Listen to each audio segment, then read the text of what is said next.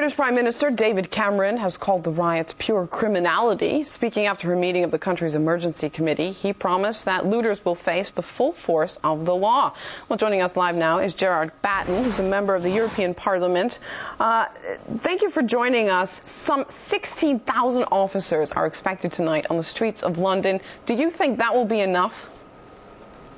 Well, I think that the police have been outnumbered so far. This is pure criminality. I agree with David Cameron on that.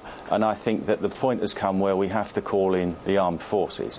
What we're seeing now is chaos and chaotic criminality across the whole of London. It's not confined to one place, as when we've had riots in the past.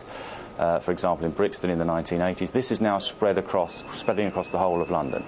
Even my area in Ilford is rumoured to be targeted tonight. I've told my assistants to leave the office early, and people are battening down the hatches. Now, what we should do, in my view, is pull our troops back from these pointless wars in Afghanistan, in Iraq, where we should never have been in the first place. Their only function, as far as I can see, is to help make Tony Blair a multi-millionaire in the USA. Let's get our troops back into this country and actually put them on the streets supporting the police in order to crush this criminal insurrection, because it's nothing better than that. What I've heard on some of your previous interviews is a lot of the usual wet special pleading about these poor disadvantaged people don't have jobs. There's jobs there if they wanted to do them. Most jobs now are filled in pubs, in shops, in everywhere you go. They're filled by Eastern Europeans who are highly educated, who actually speak the language, and they're getting the jobs, and our own people are not getting them very often because they're not interested in education. They don't really want to work.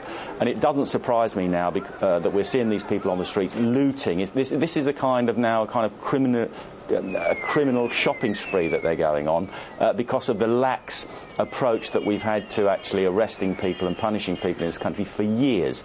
It's almost impossible to get arrested for something. If you're arrested, it's very difficult to actually get convicted, and if you're convicted, it's almost impossible to get a meaningful sentence. These people have nothing but contempt for the law, and you can see it in their faces. They're not even bothering to cover their faces up. They don't think anything's going to happen to them. There is a mechanism which we could use to deal with this, if you'd like me to elaborate on that. Well, I actually want to go back and talk about you saying that the armed forces need to be brought in.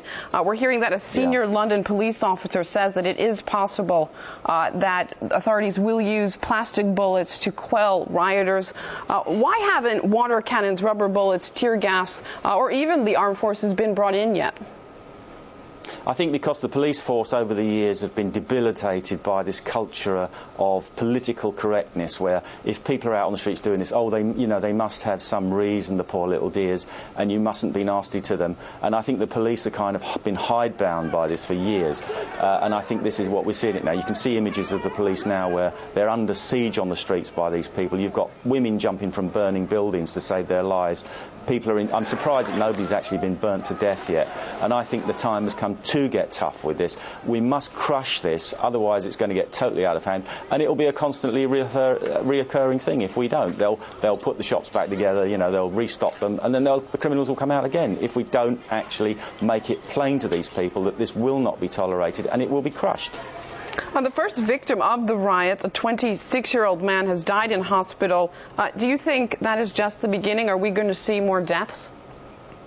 Well, from what we've seen on the TV screens, with bricks being thrown at the police, with buildings on fire, I'm only surprised that there haven't been more fatal injuries so far, because there's nothing restraining these people. They have no respect for property or human life.